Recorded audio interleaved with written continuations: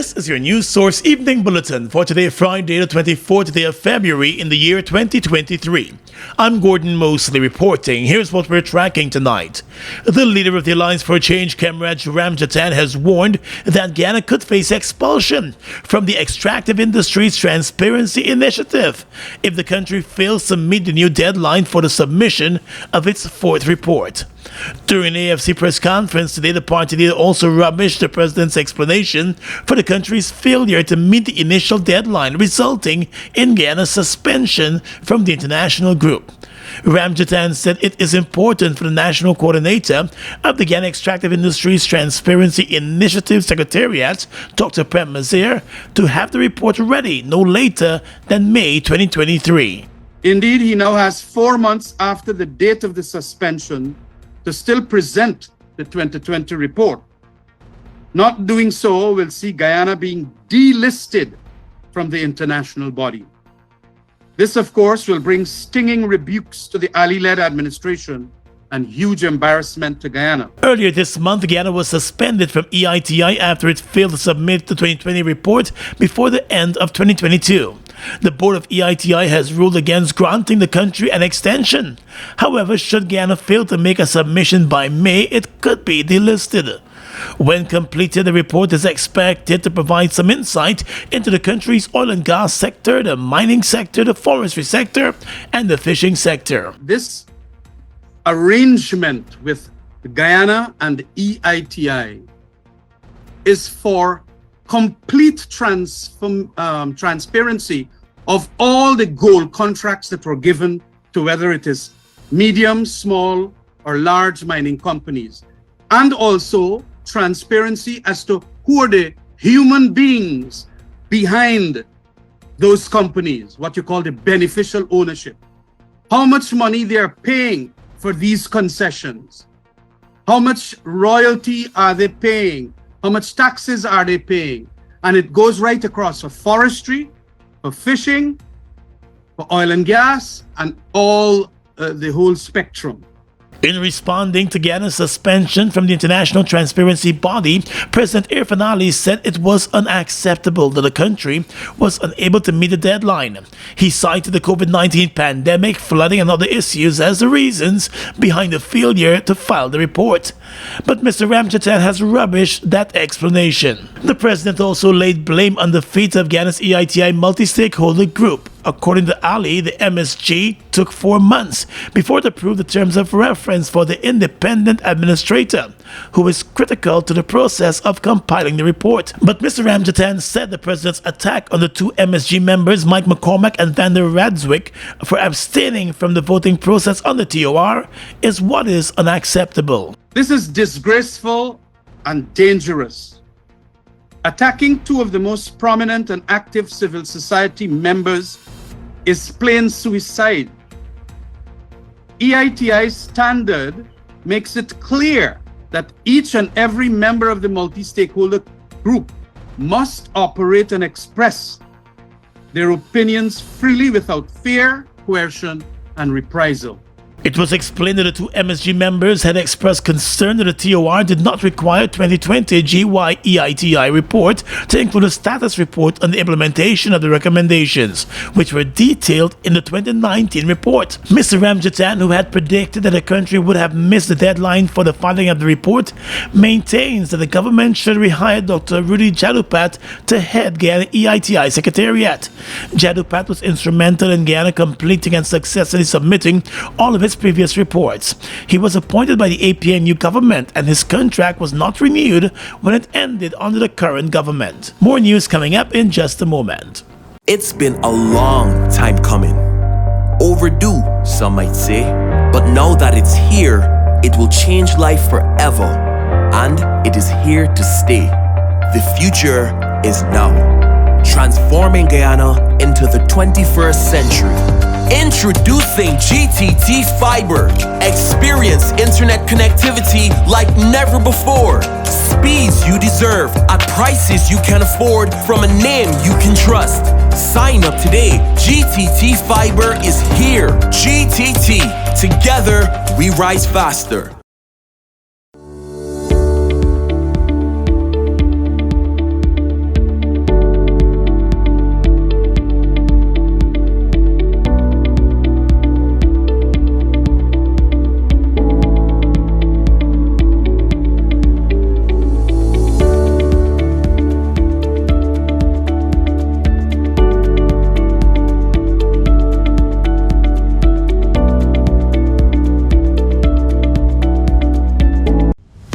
Giftland Office Max, we're all about customer satisfaction.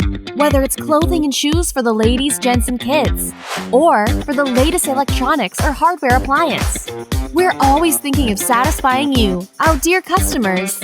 Now you can shop online at www.giftlandofficemax.com or visit us at the Giftland Mall, where we're happy to serve each and every one of you.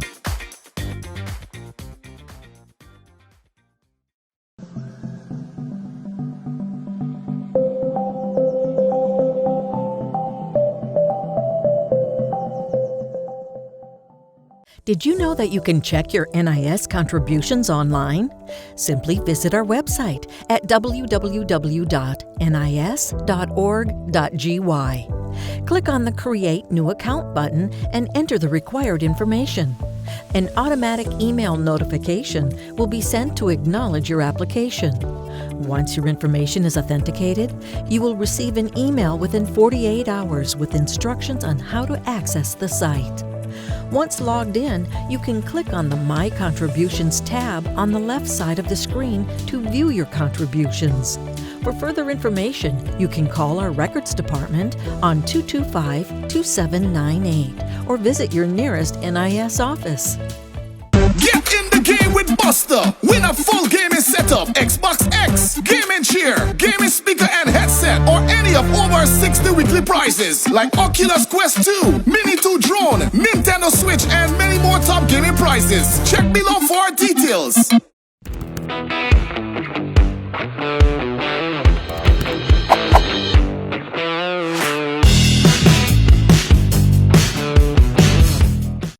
Strong and solid in countries far and wide. New India Assurance, we're standing by your side. Golden service, half a century and more. New India Assurance, our policies are secure. From the heart of India, we serve these islands. The strength that you can trust, you're safe when you come to New India Assurance Company. Assurance when you need it most. For your home, motor or business insurance, visit New India Guyana office, 58 Brickdam next to Star Computers. Telephone 2260-415-7. Comfortable parking available. The Guyana Elections Commission has announced that it has suspended its continuous registration exercise to facilitate the inclusion of eligible persons on the voters list ahead of the local government elections, which are set to take place in June. The continuous registration exercise commenced in early January and was scheduled to conclude on the 31st of May. However, GCOM said its decision to suspend the process was necessary to facilitate the inclusion of all eligible persons who have registered so far on the continuous registration in the respective registers of voters for the upcoming local government elections. GCOM said the deliberations at the level of the Commission and ultimately the decision to suspend the registration exercise were premised on a proposal and advice submitted by the Chief Election Officer Vishnu Prasad to ensure the inclusion of all eligible persons in the final registers of voters. For the sake of clarity, GCOM said it must be noted that in order to facilitate the inclusion of those persons in the register of voters, the agency would have to compile supplementary lists by constituency and post those lists for public scrutiny. Acknowledging the need to allow persons to properly scrutinize the supplementary lists with those names, the Commission has also decided to extend the duration of the objections aspect of the claims and objections exercise until the 2nd of March. The Commission is encouraging persons to scrutinize the supplementary list posted in each constituency or local authority area and to object to the inclusion of the name or names of any person who they suspect may not be eligible for inclusion on the list. Earlier this year, the Commission announced that it is now mandated to carry out registration exercises all year round instead of just during certain periods in the year with the passage of recent legislation. That legislation makes way for eligible persons to conduct registration transactions between the periods January to May, provided that they will be 14 years or older by the 30th of June, or during the period of July to November, provided that they will be 14 years and older by the 31st of December of the same year. The controversial regional executive officer for Region 4, Donald Gajraj, is coming under fire and facing calls for his resignation after he snatched the microphone from regional chairman Daniel Seram during the region's flag-raising ceremony on Wednesday. The regional chairman was wrapping up his speech at the flag-raising ceremony when he invited Member of Parliament Cathy Hughes to the podium to offer remarks at the event. The REO objected to Hughes being allowed to offer those brief remarks, declaring that she was not on the program and the program should be followed. As the regional chairman attempted to ignore Gajraj's objection, Gajraj snatched the microphone from him while declaring that he was in charge of the day's program.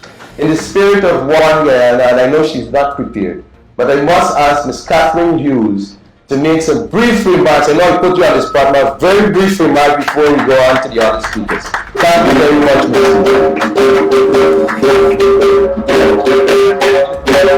You hand me the mic now. Sir, I'm not chairing this meeting. Sir, I am the chairman of this meeting. Excuse me. I am the chairman of this meeting. Excuse me. I am the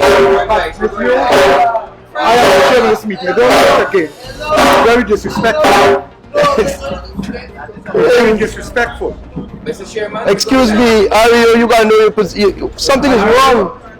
Minister, this is how we're going to do. There is a program, and it's not on the program.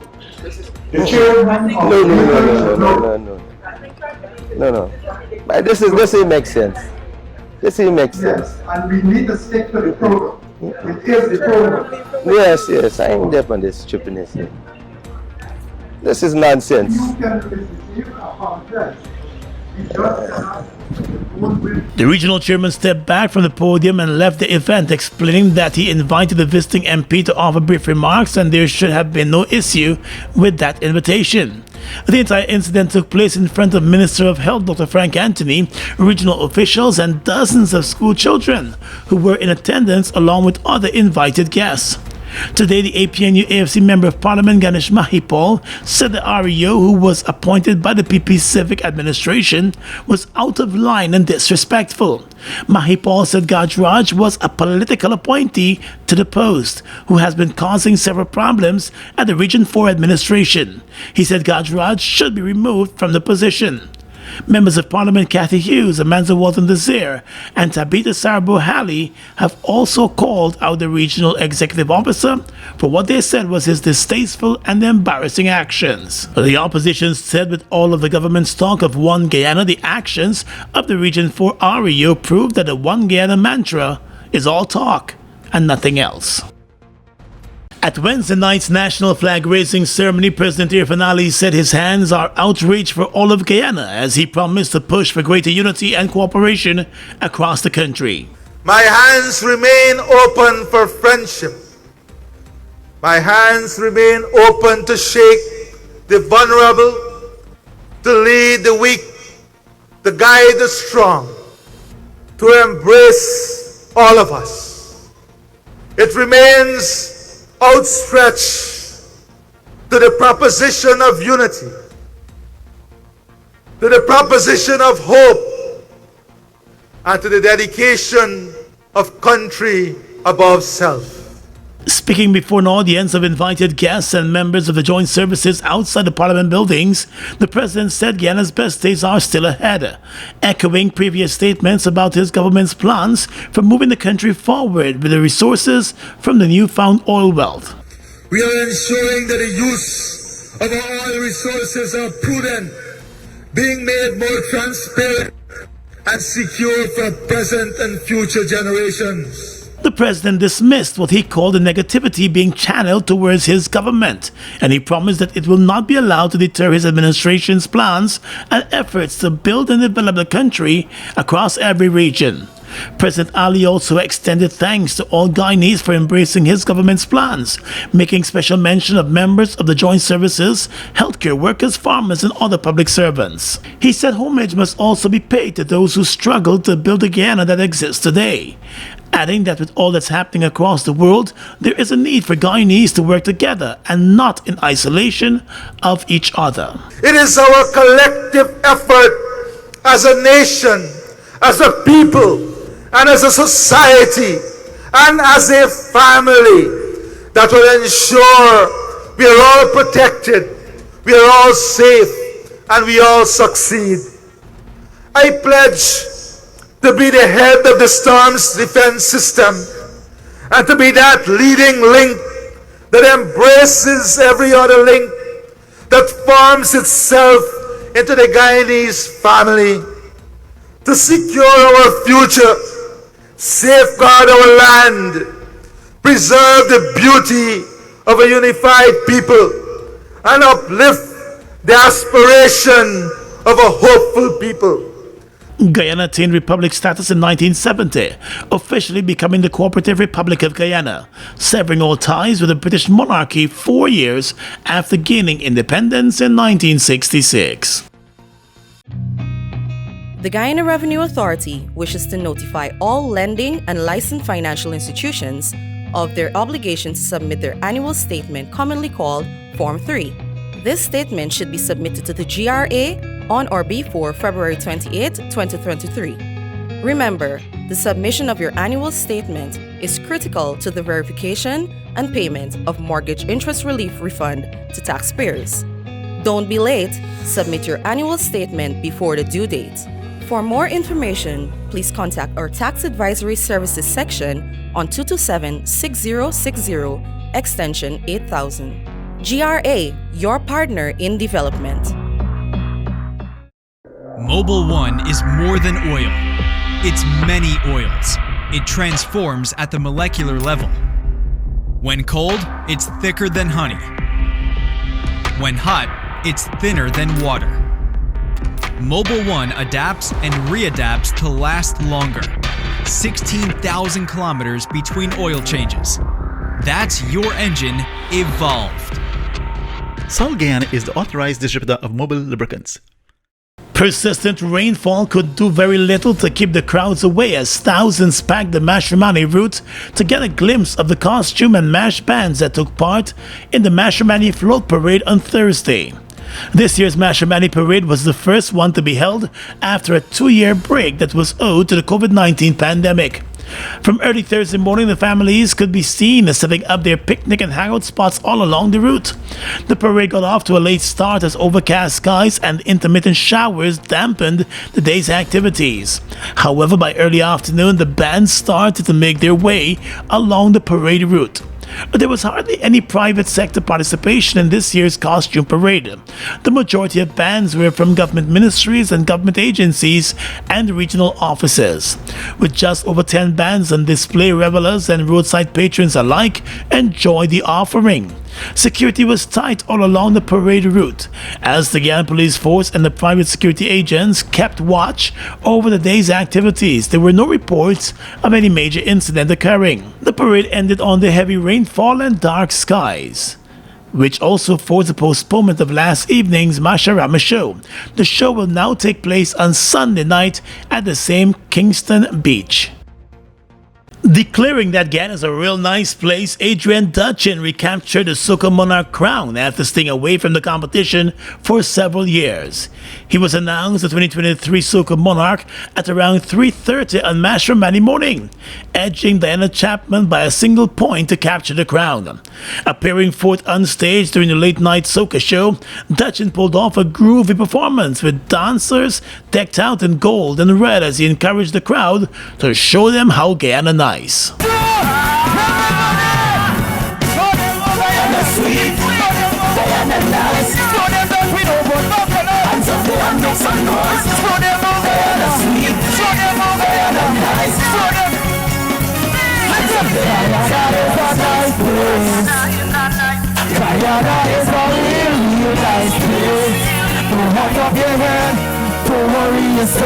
Welcome to one and now. We're ready to party. After that, calling me. The people keep calling me. The youth keep calling me. After that, calling me. The people keep calling me. Calling really good vibes, good energy.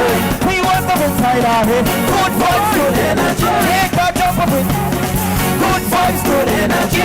We want them in.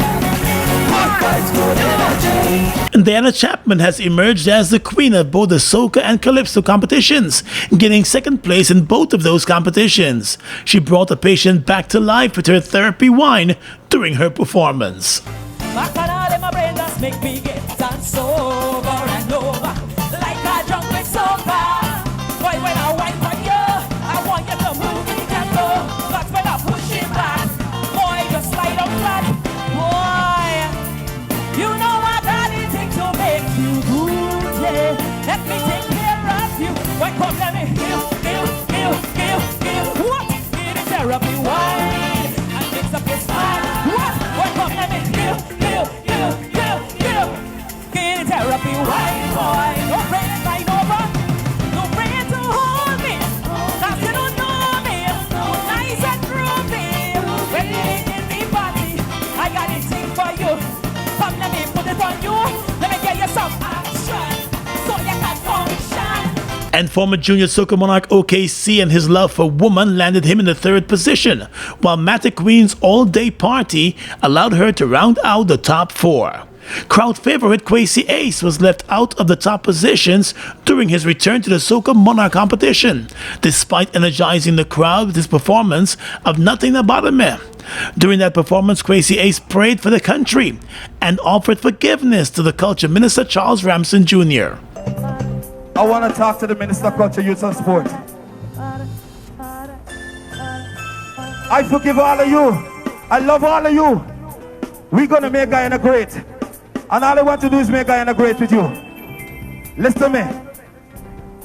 Lord, I thank you. All the things you brought me through. I thank you. I restore my faith in you. Yes, I thank you. Everybody put your hands in the air. 1, 2. You can't do this thing without trust the God and you will be great. Trust in the matter all over the world. That's up. Where you make a man that can't relate. When my burden is up.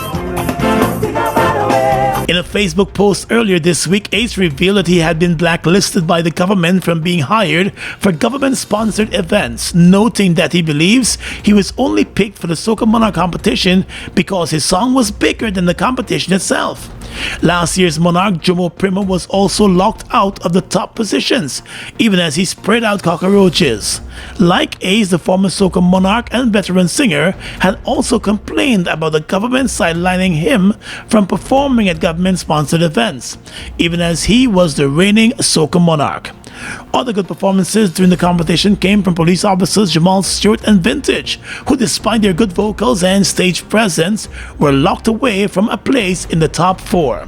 This year's competition was completely organized and hosted by the Ministry of Culture.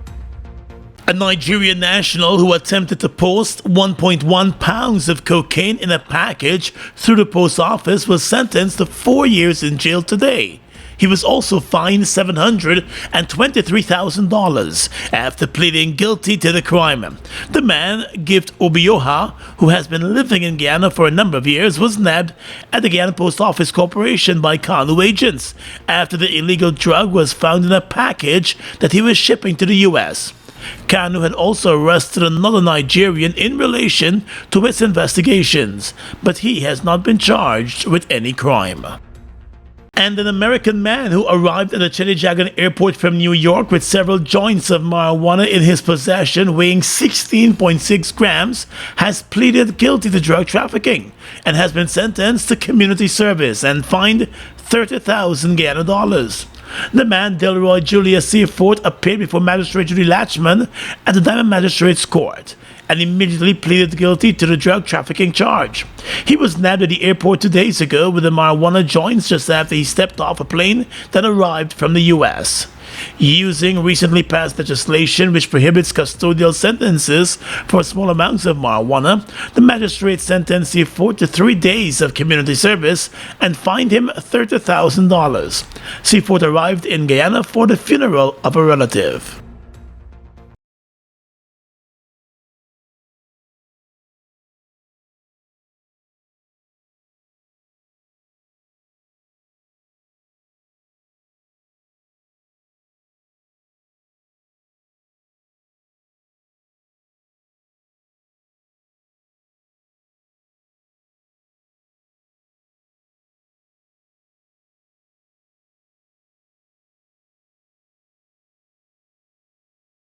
Food Max Supermarket, located on the ground floor of the Giftland Mall, is your one-stop shop for all your grocery needs. We stock a variety of imported frozen meat and food products, fresh produce, and pet supplies, freshly made bread.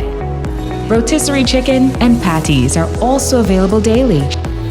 Shop in comfort today at Food Max and let our courteous staff assist you in satisfying your shopping needs. Food Max, the fresh food specialist. It's one of your biggest goals, getting your own home, where memories are made, where happiness lives. You may feel that home ownership or renovation is beyond your reach, but we at Republic want you to know that there's always a way. Ask us about our suite of mortgages. Let's help make your housing wishes come true. Or advise on how the equity in your existing home can finance other dreams and goals. Call or go online to learn more. Get in the game with Buster. Win a full gaming setup, Xbox X, gaming chair, gaming speaker and headset, or any of over 60 weekly prizes like Oculus Quest 2, Mini 2 drone, Nintendo Switch, and many more top gaming prizes. Check below for details. Fuel it up and drive, Super 95. Tune up, fuel it up and drive, Super 95. Tune up. Protect your fuel system, boy. High mileage and performance, boy. Guyana Super 95 gasoline gives you more reasons to drive and is available at 56 service stations nationwide. For affordable price, high performance, and high mileage, choose Guyana's Super 95 gasoline. Fuel it up and drive.